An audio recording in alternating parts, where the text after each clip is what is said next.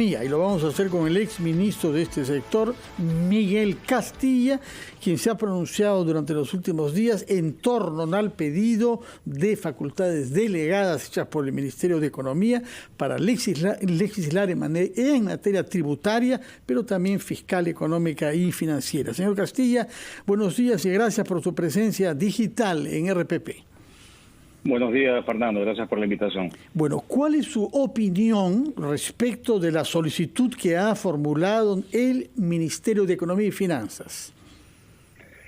Creo que hay aspectos de forma y de fondo, Fernando. Yo creo que ante un tema tan delicado como es el tema tributario, hay que recordar a los televidentes, a la audiencia de RPP, que el Congreso jamás en su historia le ha delegado la facultad al Ejecutivo a incrementar tasas impositivas. Esto nunca ha ocurrido y hay una razón para ello.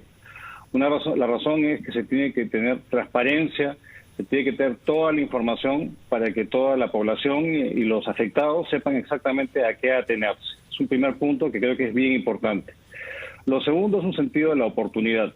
La oportunidad está dada de tener una cartera importante de inversiones en el sector minero, muchas por entrar, pero evidentemente en un contexto de conflictividad social, que se comienza a cambiar el marco tributario, un marco tributario que ya fue cambiado hace 10 años en unas leyes que se discutieron en el Congreso de manera transparente, incrementando una tasa que no se sabe en cuánto va a ser. Creo que esto puede atentar contra la recuperación económica y no le da una seguridad jurídica que el país requiere para atraer inversiones, cosa que es fundamental para crear empleo en el país. Por tanto, hay una serie de elementos para los cuales sería oportuno que hubiera una discusión abierta. Hay dos temas que también creo que son importantes, Fernando. Se habla de un informe del Fondo Monetario Internacional como endosando la posición del MEF. Que yo sepa, y escuchando ayer la entrevista de Mónica al ministro de Economía, ese informe es preliminar, no ha sido público, y hay una razón para ello. Los informes del Fondo Monetario no son prescriptivos, no dan recomendaciones específicas, dan referencias.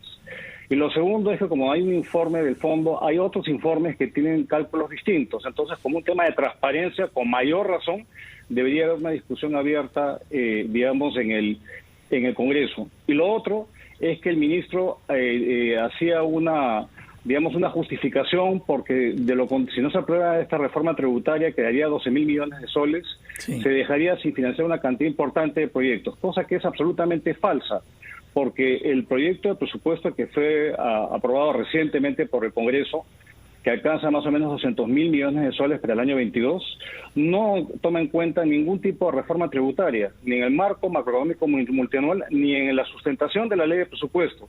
Por lo tanto, venir y esgrimir de que se van a quedar carreteras sin financiar, colegios sin construir y postas médicas sin equipar, es una falsedad. Entonces creo que hay que ser transparente y hay que ser congruente con la posición fiscal que tiene el Estado. Sí. Esos son parte de mis reparos con respecto a una cuestión que debería ser discutida abiertamente a través de proyectos de ley en el Congreso.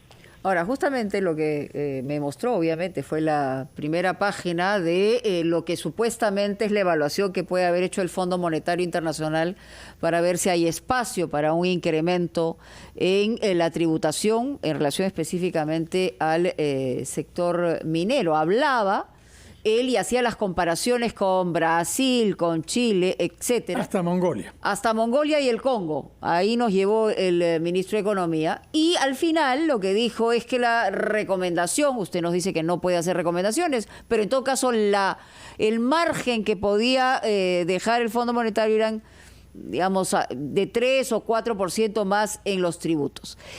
La pregunta obviamente cae de madura porque según lo que se ha dicho por los precios altos de los metales, hoy vamos a tener 9.500 millones más ya de hecho frente a la recaudación tributaria, y eso podría justamente responder a la necesidad que se tiene para mejorar el gasto y lograr un impacto económico mejor, ¿no?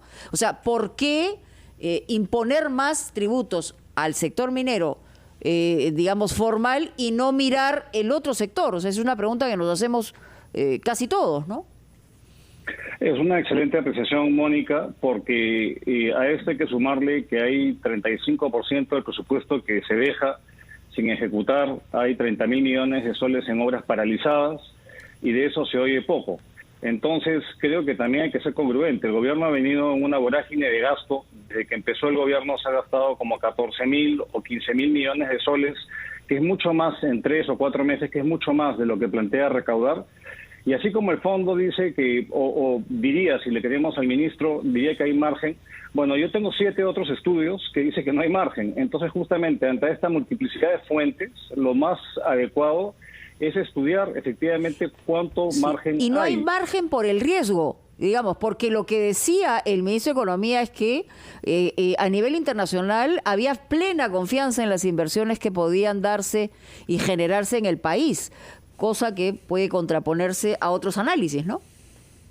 Yo diría que habría que ver las expectativas empresariales y las previsiones de la mayoría de indicadores de analistas privados que muestran o que la inversión se va a parar, como dice el Banco Central, crecimiento cero de la inversión privada, o una contracción que dan la mayoría de analistas consultados. Entonces acá yo creo que el gobierno tiene que hacer un esfuerzo de transparencia, de decir efectivamente cuánto va a ser, como efectivamente se hizo hace 10 años. Y lo puedo decir con conocimiento de causa. Yo lideré esa reforma tributaria hace 10 años. Y teniendo la posibilidad de convocar, de pedir facultades, no se hizo, se hizo un acuerdo con la empresa minera, porque habían empresas estabilizadas, como ayer lo dijo Luis Alberto Arias, para que de manera voluntaria las estabilizadas acordaran un mayor pago de impuestos. Y eso se hace de manera abierta, no dándole un cheque en blanco a un ejecutivo, que lo que puede hacer es que puede dañar este flujo de inversión que se requiere por angurria y, digamos, se puede estar afectando el atractivo del país, y eso es una realidad. Hemos venido retrocediendo los indicadores de Fraser, de competitividad, y el marco tributario es un tema importante, no solamente la falta de previsibilidad de él, sino que se vaya a imponer una carga impositiva que podría ser confiscatoria y desalentar la inversión. Ahora, entonces yo creo que hay reparos de más para efectivamente que el Congreso no le dé esta facultad, y si no acotadas los temas que sí son positivos, pero no lo es ciertamente. Señor Castilla, lo que he estimado también, insistiendo con el tema del régimen tributario, o sea, de aprobarse, ¿no?, el cambio del régimen, estaríamos hablando, dijo el ministro de Economía, acerca de una recaudación aproximada entre 1.200 a 1.500 millones de soles anuales, ¿no? Si eso lo multiplicamos por 5, hablaríamos de 6.000 millones de soles que alcanzaría para una buena cantidad de obras. ¿Este estimado para usted tiene asidero? ¿Son viables estas cifras que maneja? Mire, yo le voy a decir de que cuando yo hice el estimado en mi época también tenía una previsión, pero ahí me topé con una cosa totalmente imprevista, que fue la caída en los precios de los commodities. Entonces uno no puede prever cómo se van a mantener los precios de las materias primas en los siguientes 5 años. Entonces, como máximo podrá plantear el siguiente año.